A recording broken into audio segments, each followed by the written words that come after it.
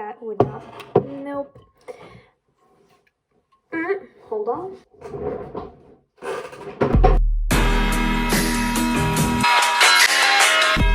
I'm here to give some advice because I obviously have everything in my life together. My life is actually perfect. Like, if you haven't realized that already, I am the perfect person to ask for advice. I put on my Instagram story a little poll like, ooh, would you guys want an advice video? And surprisingly, a lot of people said yes. So I was like, oh, wow, okay, I wasn't expecting that. What do you guys want advice on? And I put in a little question sticker and a lot of people answered. So can I make this better? Is that better?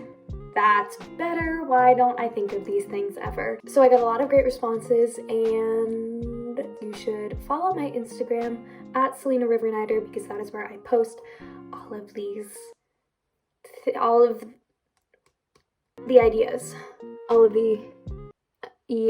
how do I deal with depression? The first thing I'm gonna say is if you think you're struggling with a mental illness, or you know that you're struggling with a mental illness because you've been diagnosed, you need to have regular contact with a mental health professional. You should be going to therapy. Other than that, this might seem really obvious, but you need to make sure that you're getting enough sleep, drinking enough water, exercising regularly in a way that makes you feel good, eating often enough and getting enough calories. And I know that those things seem kind of silly, but you need to take care of like the base level things in order to then face the more difficult stuff that you're going through. Those won't just fix it, but it's a big help. How do I deal with internalized misogyny?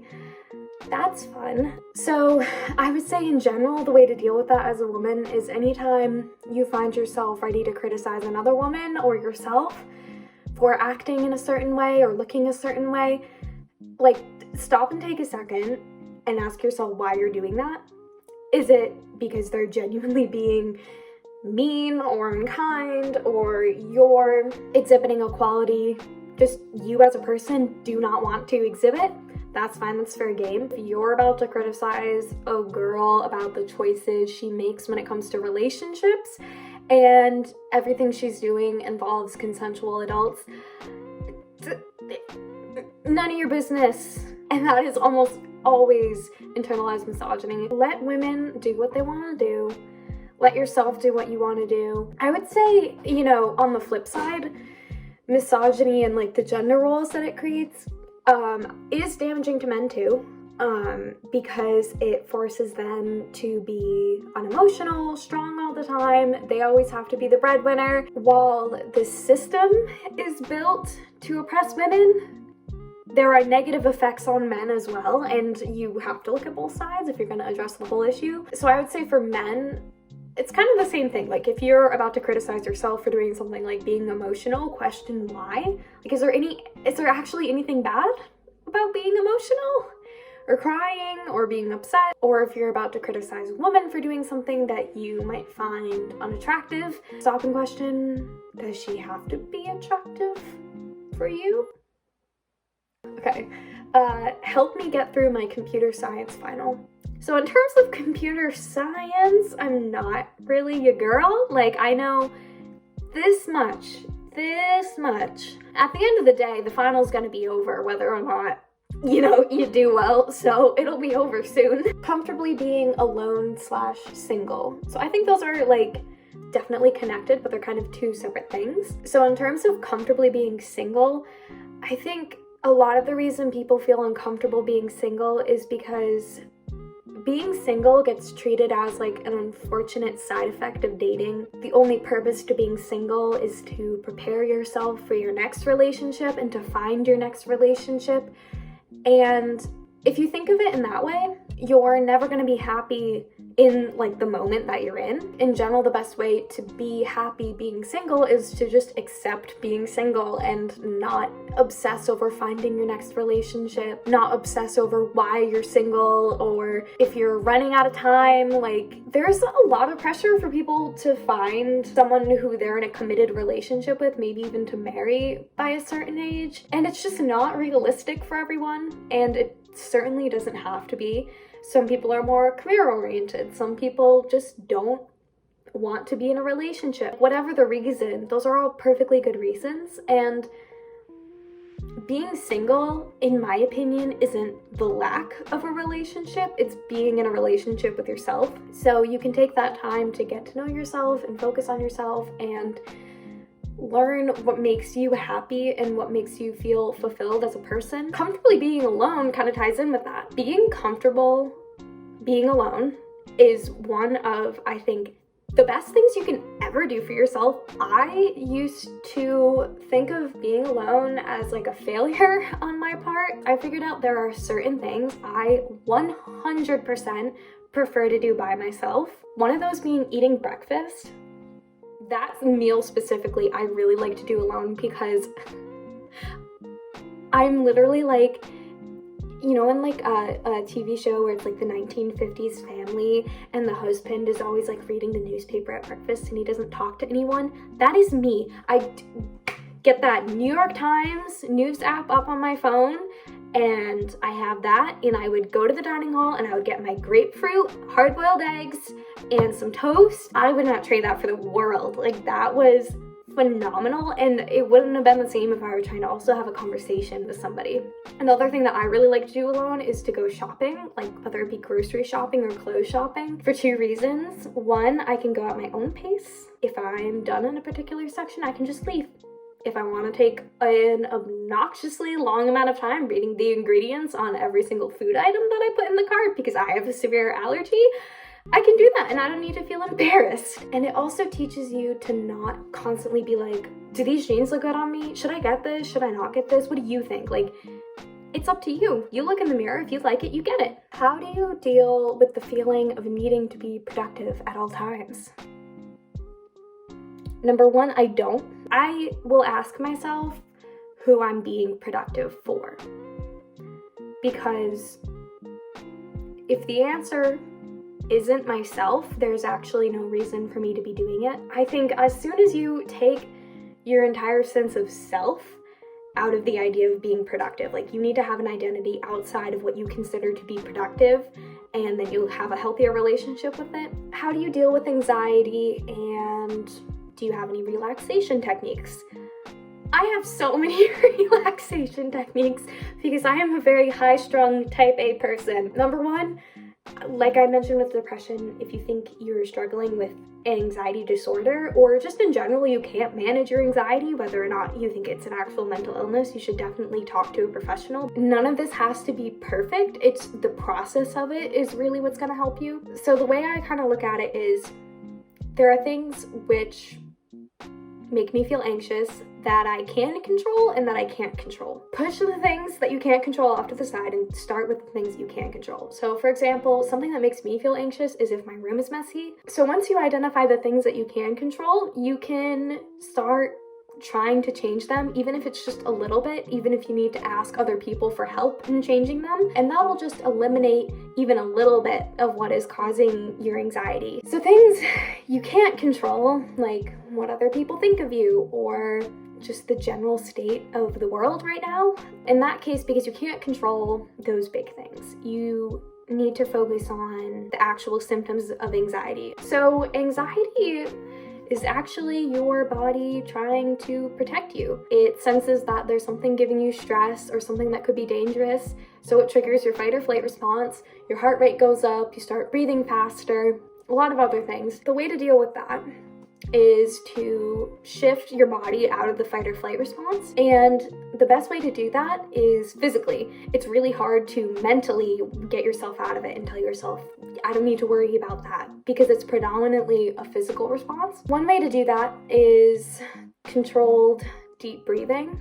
So you want to do deep breathing in through the nose and out through the mouth. That kind of helps separate the inhale and exhale so you don't hyperventilate, which is like high anxiety or panic. Breathe in through the nose for 5, hold it for 5, exhale for 5. That is a really easy thing to do, and it doesn't work instantly all the time, but it will shift your body out of the fight or flight response, and you can think a little bit more clearly, and you can kind of start to rationalize what you're feeling anxious about. How to love yourself.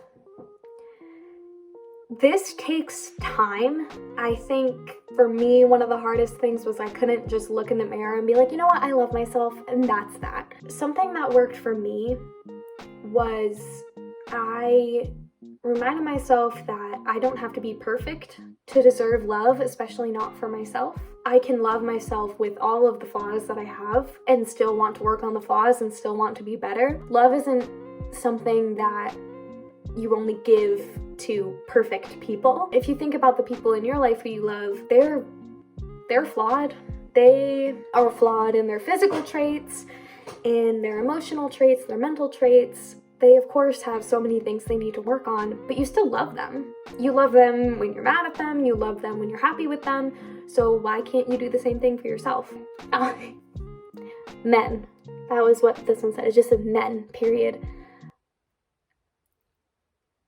How to deal with depression with a healthy relationship. Okay, this is a really good question. If you're the one with depression and your partner does not have depression and they're trying to support you, first things first, like I said before, you have to be talking to a professional, because your partner, no matter how amazing and caring and supportive they are, they cannot be your therapist. You really should not be relying on them for that sort of thing. That will not be a healthy dynamic. But in general, you should have open conversations about it, even when things are going well, especially when things are going well. You can give them, like, you can do these specific things to help me, and then they could say, I'm comfortable with that, or I'm comfortable with that, but we have to, do this or that. So, for example, like I mentioned before, they could remind you, okay, well, did you eat breakfast yet? Like, you should eat breakfast and you might feel a little bit better. You could ask them, rather than like, can you help me with my depression,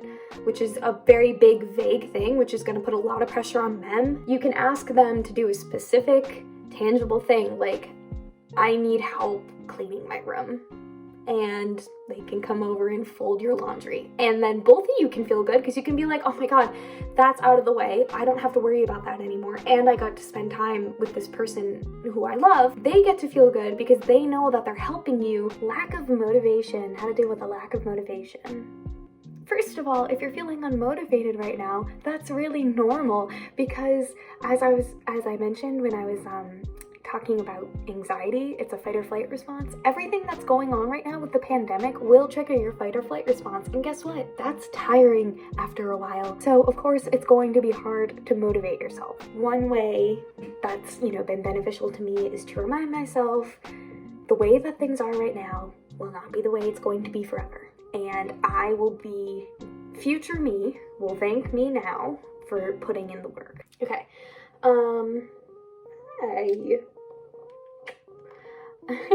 Not feeling guilty over things you can't control.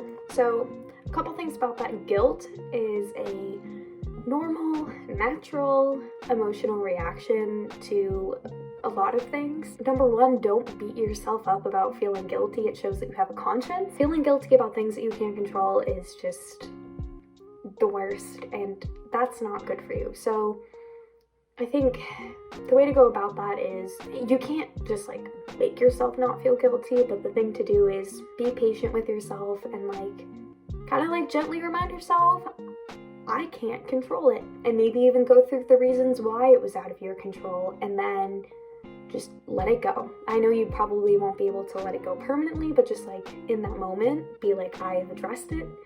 I have thought about that is her tail. I've thought about what I need to think about, and I know that this isn't my fault, so I can let it go now. University and mental health. Your mental health is the first priority over grades, over extracurriculars, over internships, over career, over everything. Because if you don't take care of your mental health, if you don't prioritize resting when you need it, if you don't prioritize getting help when you need it, the grades that you get will not matter. The career opportunities you get will not matter, because even if you get your dream job, if you reach every goal that you have academically and career-wise, if your mental health is poor, you will not enjoy any of it, and odds are you actually probably will not reach those goals, because it's not sustainable if your mental health is not in the best place. Okay, how to stay active during the pandemic. This is something where I have not been doing my best, probably. I haven't been as active as I would like to be, but